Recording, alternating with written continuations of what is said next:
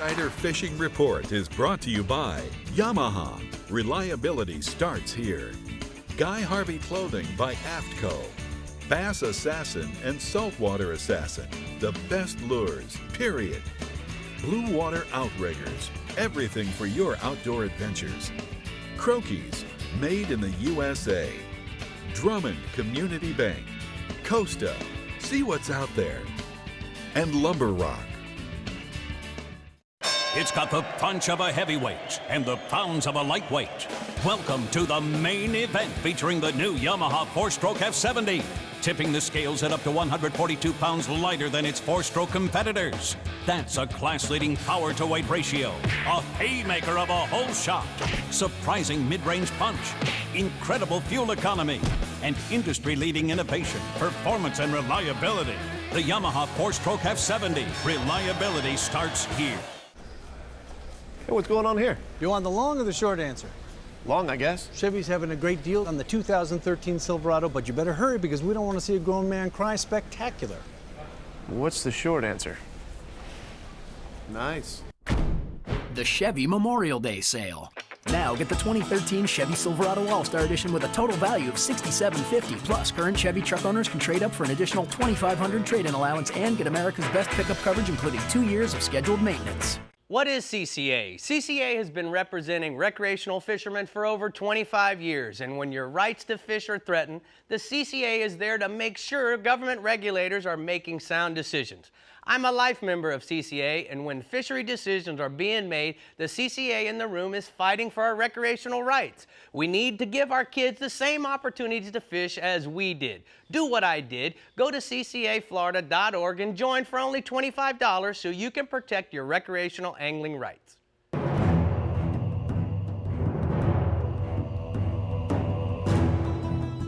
Continuing the revolution. Faster, drier, even better built. Designed around Yamaha's latest technology outboards. Still built by the same craftsmen and anglers who launched the Bay Boat Revolution. Whether chasing world records, or time on the water with the family, or anything in between, there's a new Pathfinder model for you. Pathfinder, #1 for a reason, still.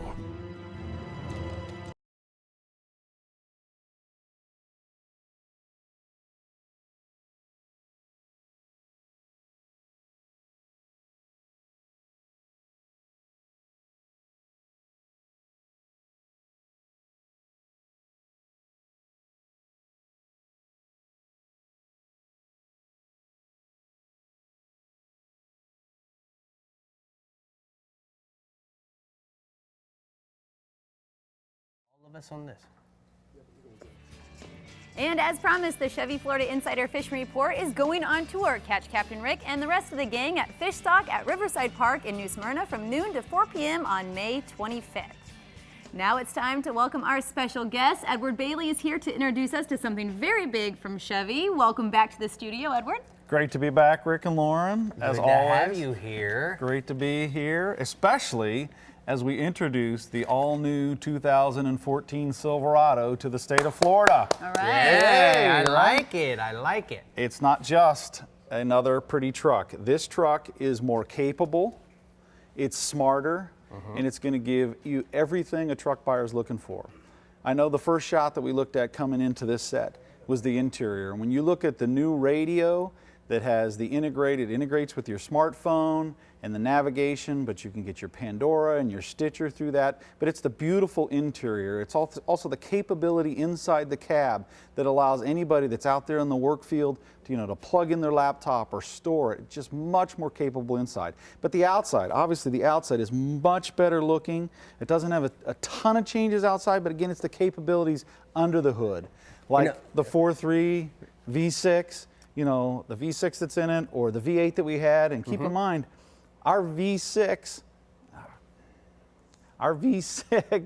is going to have more power and towing capability than really any of the competitive trucks in the market today. Now, Ed, let me ask you something. That was just a long explanation. I know you need a breath, but when I'm looking at the front end of this truck, we've got all new lines, got a new type of grill, new headlights. I mean, it's a whole new, total new design. When was the last time we had a design change? We haven't had a design change since 2007. But again, Silverado. it's the capability, yes. And what you're looking at is the front. The capability is really in the back. When you look at the pickup bed and the new step-up bumper and the under-rail lighting, there's just so many features that have been added to the truck for capability for people that really use their truck. All right, if a guy wants to know more about it, because certainly they're just starting to show up at dealers, how can they find out more about it, Ed? See your local dealer. See your local dealer. Local dealer. This is obviously a great truck, but we just introduced the Memorial Day sale, so if you're looking at great deals, we have the great deals that just started with the Memorial Day sale. So you want to get into your local dealer. They have all the facts and figures. You get to see the new cab configurations with the new double cab, which is the old extended cab, but we've changed the way the door's on that one. So a lot to see. You got to get to your dealer to see it. I'm so proud that you brought in the beautiful red one, because it is my favorite color, I'm I noticed Lauren even wore her lipstick for us. She's a team player. Here, they're going to see us coming in this one. Team player. And hooks us up with one. All right, guys. Another big Chevy fan out there is Captain Jim Ross. He's in the Central East region tonight. Captain Jim, we hear it's still a little bit early for the best of the Tarpon to show up around you. Is that the case? Well, you're right. That's exactly the case right now, Lauren. There are a few around right now, especially in some of the creeks and rivers down in the southern portion of my region.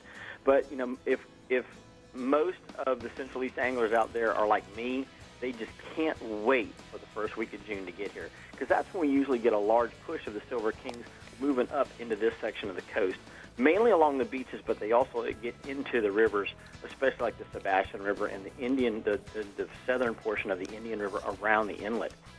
Now, the beach fish are my personal favorite to chase because they'll strike lures and baits much better than the fish typically do in the lagoons and rivers. And they often show up south of Sebastian first and then work their way up towards Port Canaveral about a week after they show up at Sebastian. And anglers want to search the nearshore waters for rolling tarpons, and then they want to set up a drift in front of the direction that the fish are moving in. So it's real important to pay attention to how those fish are rolling. I like to throw sinking lures, and some of the stuff that works really good are like storm swim baits, hook-up bucktail jigs, or they have some of the new nylon series as well that works really good. And most of the fish are going to be holding in about the 20 to 50-foot water depths just outside the surf break. Now, sometimes shallow running lures and even sometimes topwater plugs can work really well if the fish are closer to the beach in a little shallower water, or if they're directly in the surf break itself.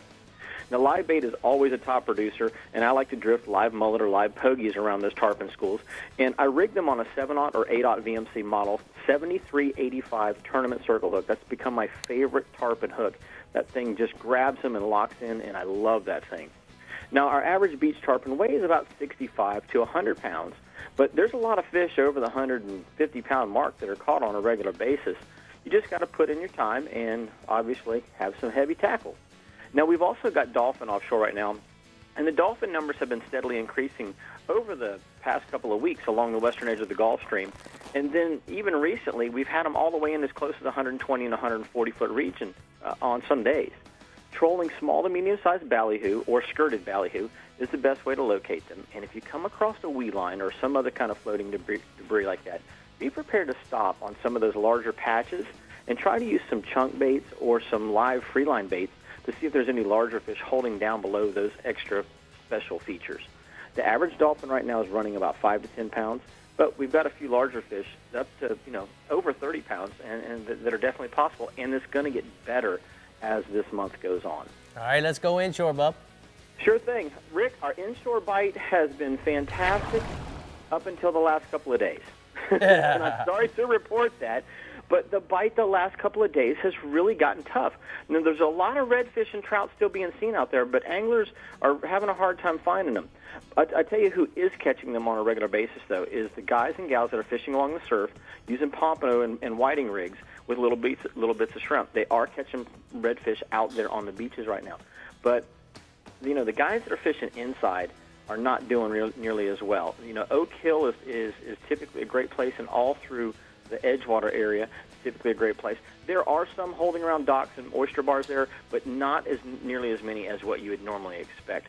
Those fish that are in the Oak Hill and Edgewater area, though, have been taking live shrimp, mud minnows, and finger mullet on a hookup jig head or on a sliding sinker rig.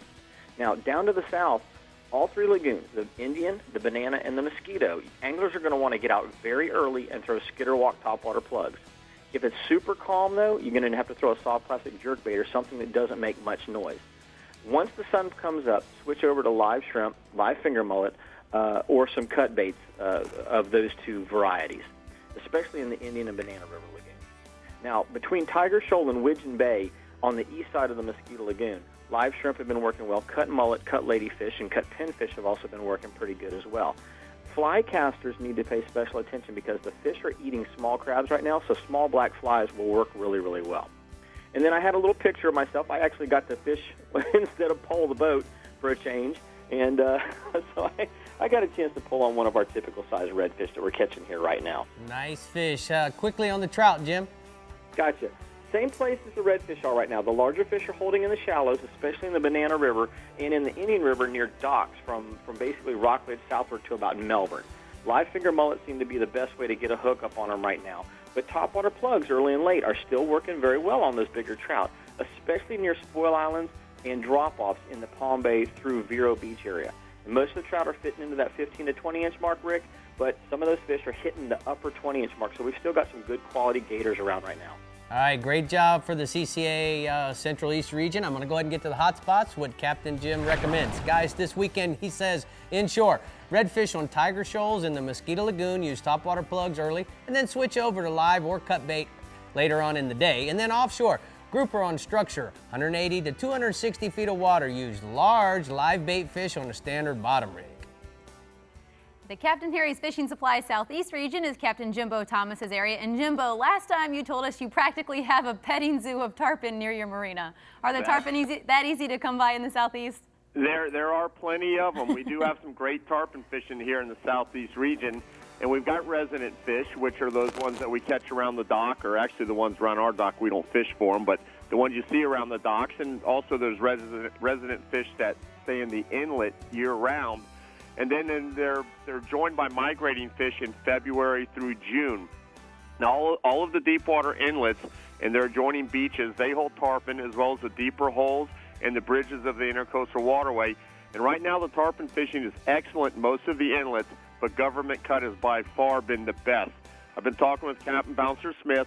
He's been catching tarpon up in the 100-pound-plus range. He's been fishing off pin rods on the north side of government cut, and also off Fisher Island on the south side. And the best bait lately has been small live crabs, but big live shrimp and live mullet have also been working. And he's been catching them on both the incoming and outgoing tide, fishing in the evenings. There have also been quite a few tarpon from Key Biscayne north to Hulliver Inlet on the grass flats of the ICW. And Captain Alan Sherman, he's been looking for schools of mullet, which these tarpon have been feeding on up on the grass flats in 3 to 6 feet of water. And then further to the north from Boca Inlet to Lake Worth Inlet, Captain Danny Barrow, he's been finding tarpon around the bridges of the ICW and also around those schools of mullet up on the grass flats. And an 8-inch live mullet, that's been the bait of choice. Want to fish it on a circle hook, a 6.0 to 8.0 circle hook, 60 to 80-pound monofilament leader. And then last but not least, Captain Joe Gonzalez, who's a flats fisherman, he's been finding tarpon, and they've been traveling south on the oceanside flats from Key Biscayne to Angelfish Creek, and he's been baiting those cruising tarpon with live crabs and also on fly tackle. Now inshore still, those schools of mullet in the bays, they're attracting more than just tarpon. As those mullet mud up the bottom, they scare up lots of shrimp and small bait fish, and there's been lots of big sea trout following those schools of mullet. Captain Alan Sherman, he's been finding trout around those mullet muds in North Biscayne Bay from Venetian Causeway to 79th Street Causeway. And the fish have been on both the north and, both the east and west side of the Intercoastal Waterway on those same grass flats that the tarpon are on in 3 to 6 feet of water. He's been fishing with live pilchers under a Cajun Thunder or using a hookup jig and a gulp shrimp. And most of these fish have been in the 3-pound range, but he's had fish up to 6 pounds. So those are some nice trout for anywhere. But moving offshore, the blackfin tuna fishing, it's been getting better by the day. Been finding tunas up to 35 pounds, and we're catching them on live baits in 120 to 180 feet of water on flat lines and also under our kites. Now, the best baits have been pilchards, herrings, and sardines, and as long as we have some wind, like we've had the last couple of days, the bite's been really good, and then when the wind dies, the fishing has been much slower. Now, they have been biting throughout the day, but the best way to get them going is by chumming live pilchers late into the afternoon and just before dark. Now, these tunas are low-light feeders. That's why late in the afternoon works good. And when we target the tunas, we typically use 20-pound tackle and a 40-pound fluorocarbon leader and a 6/0 circle hook. But one of the pluses of chumming with live pilchers, it gets all the other fish going, and there's a good chance that it's going to get the kingfish biting, and they're going to cut off that mono leader. So we go ahead and add a short piece of wire leader to our rig, and it really doesn't seem to affect the tuna bites all that much. Now, staying offshore, we're still having some great success with groupers on the reef. We've been catching mainly blacks and gags, and we've been trolling Rapala Magnum X-Wrap 20s down the outside reef and also on the patch reefs. And when the water's clear, is what we like to find is the clear water, because that way we can follow the reef so we know we're fishing over good bottom. You will get bites when the water's murky, but it's just hard to follow the reef. Now, we've been trolling those lures on 30 to 50-pound trolling outfits and also a wire line rig with a big ballyhoo and a 4-ounce feather. That works really well also. We typically troll at around 5 to 6 knots. Also, the deep wrecks in the 120 to 250-foot range, they've also been decent, and we've been using live baits or jigging with butterfly jigs. And most of the grouper have been in the 10 to 15-pound range. So there's a lot of fish out there. Sounds like a good report from the southeast region, the Captain Harry's region. So let's go ahead and take a look at the hot spots from Captain Jimbo. Inshore, look for the tarpon and the trout following the schools of mullet in the ICW. And then offshore, Jimbo says, fish live baits in 120 to 180 feet of water. Late in the afternoon for a mixed bag of blackfin tunas, kingfish, and sailfish. I forgot to take a breath between the two hot spots. Coming up, we're going to talk to Captain Ron Houston in the Southwest and check out some new products with Dave at the workbench. Stay with us. The Chevy Florida Insider Fishing Report is brought to you by CCA, the voice of recreational anglers for over 25 years. The Florida Keys and Key West. Come as you are. Hookup Lures, premium lures for serious anglers. La Jolla Resort, a place for family and fishermen. And Maverick Boat Company, makers of premium brand boats. Maverick, Hughes, Pathfinder, and Cobia. What do you ladies do when you need your vehicles repaired? We used to call Harold, but now we have an even better way to find the best repairs in Florida. Visit BennettAuto.com and click on the Certified Service Centers link to find the one nearest to you. It's hard to find a good mechanic that you can trust, but not anymore. Just go to BennettAuto.com, click on Certified Service Centers, and you can find the best mechanic with the best parts in Florida. Everyone can get great parts and service from someone you can trust. Now that's something to cheer about. The Johnsons, right? Yeah. Which house is yours? The one with the Silverado up front. So, what do you do? Well, Nice. And Bingo was his name.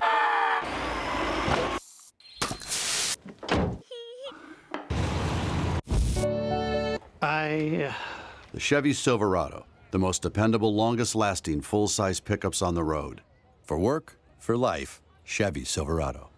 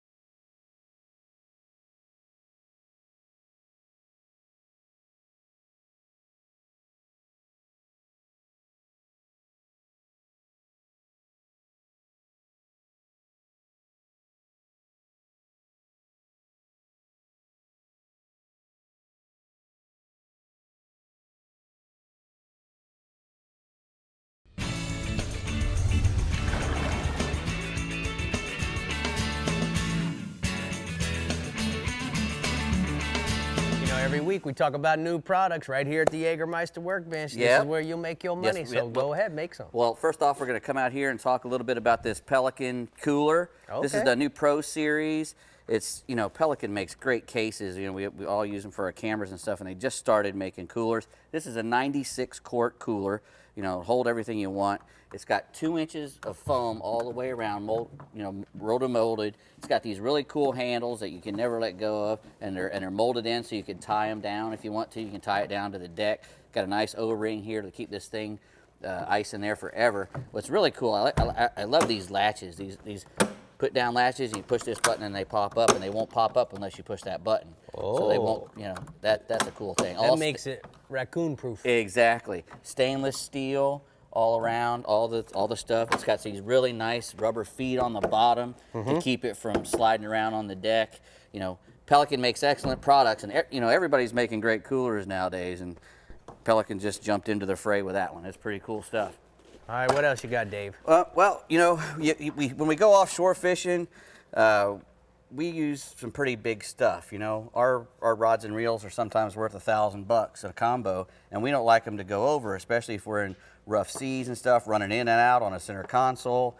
Well, we use a thing called a reel or a rod leash, and what we do is you hook this to the ring on the bottom of your bottom of your reel, where it hooks to your rod, and you put this On one your around big offshore reel. Correct. And you put this around a cleat, or most fellows will actually put it around the base of their fighting chair and attach this to their rod, so when they're going out in the morning or when they're coming back, their rods are on a leash. If they hit a bump and it comes out of the rod holder, it won't go over. Right. But these are from Soft Lines. They actually, well, you can put your name on them, your boat name, get whatever color you want to match your boat color. Cool. We got really cool little things. Somebody was thinking. Yeah, Soft Lines. These are some really cool live bait rigs, live bait rubber bands from Ray Rocher, our buddy at R&R Tackle, Ray Rocher, and he makes a variety of stuff to fish with kites, and that's generally what these are. These are, you know, to fish with kite baits, but, you know, really So it has different sizes. Yep, he's got little tiny ones if you want to put it on little tiny pilchards or whatnot, and bigger ones for goggle eyes or maybe a Speedo or a little tinker mackerel. These things are almost, they're flexible but hard to break. Right. I mean, they're hard to break, which is great when you put them on a circle hook or something. You know, you got him bridled up on his nose, and it can give you that stretch to make that circle hook work without breaking. Good job in the packaging, Ray. You know, you got them large and small where it says Right. it makes it clearly defined. Yep. Good job. 50s, and you know, they come in packs of 50 or 200. All right, Dave, what is this thing? This is the Sure Hold system. This is the 6-foot boat series pole, and you can put all kinds of heads on it. This is the Sure Hold clean deck brush, the clean and sweep deck brush. And I see that it actually even telescopes, so 6 feet or so. Yeah, it'll go 6 feet. It looks really, they call it the fishing series. It looks real nice. You know, you can put this on the deck of a Merritt boat in the rod holder, and it won't look just like an old mop. It also, you can put stuff like this barnacle on there if you want to take it. So what does that do? Well, it just scrapes all the barnacles off your pilings. You know, if you're sitting there, you know, tied up to a piling, it can be dangerous if you fall in the water next to it, or if it scrapes up against your boat, if you don't position your bumper right. You know, this thing will clean the barnacles right off. That's and also, cool. You can put a boat hook on there, right? Whatever you want. Lastly, over there, we've got some really cool rods from Star Rods. These are the ProFlex Paraflex boat rod. What's really cool about these, you know, they got Fuji guides on them, and they're slanted.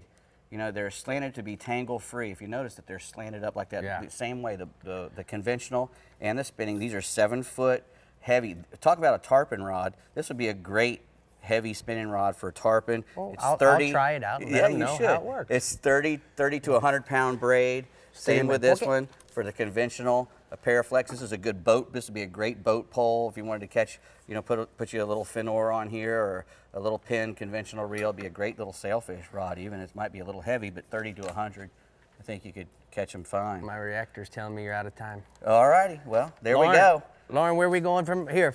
Star Rods. Guys, you know, I'm disappointed there was no more Dreamboat Dave pictures. Oh, yeah. Looking forward to that. Let me down. All right. We're going to look now to the Southwest region where Captain Ron Houston has been anxiously awaiting us. Captain Ron, what do you have for us tonight on tarpon? Well, typically, guys, tarpon in my region can be caught inshore, offshore, and in the backcountry. Now, wintertime, we want to concentrate on looking for these fish around bridges, in the backcountry, and residential canals, especially at night. Late winter through fall, concentrate on fish migrating on the southern end to the northern end of my region, especially along beaches, passes, and nearshore wrecks. But as of right now, now is the time to find these fish along the beaches, passes, and channel edges in depths of anywhere from 6 to 20 feet of water, especially when we have lower stages of the tide. And when we get our blows like last week, fish can be hard to find until the weather improves, but the weather improving in the last couple days, the fish have reappeared again. Baits of choice are live shrimp, crabs, threadfins, mullet, and ladyfish. For the ladyfish, cut baits such as catfish tails, mullet, and ladyfish will work. Artificials to include flies, bucktails, soft plastics, top waters. My favorite, 5 to 8 inch lip plugs and soft plastic shrimp imitations. Typical size can be anywhere from 40 to 150 pounds. And with the weather improving, I've got a picture of a typical size tarpon being caught right now in the region. If you look and see, he was caught on a 5 to 8 inch lip plug, and that's what's been going on for me right now. Now, as the weather improving, northeasterly, easterly winds with Gulf waters cleaning up and heating up. These fish right now, the snook can be caught right now, actually, guys, all through the region. The tides that I see best right now, the last half of the incoming, first half of the outgoing along most beaches and passes. Now, we're starting to see improvement of numbers, but I still believe it will take some time before they're plentiful. Concentrate on fishing troughs, blowdowns, rock piles, and jetty passes on the higher stages of the tide.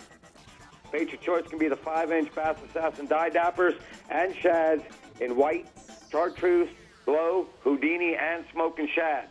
Topwater baits and also 4-inch lip plugs in the particular colors of white, olive, black and silver, and red and white. But for the live bait enthusiasts, live pinfish, threadfins, and pilchards have been working the last couple days. Right now, typical size is 22 to 32 inches, but I still need to see some improvement. On the offshore part of things, we want to concentrate right now on an easy bite with the clean Gulf waters, Spanish mackerels. Marker to Fort Myers Beach from the beach line up to about 10 miles out. Concentrate, guys, right now on fishing head pins, noted structure, and large pods of threadfins that have reappeared with the improving weather. Also look for big groups of diving birds. Once you find these fish, approach with bucktails in white or chartreuse.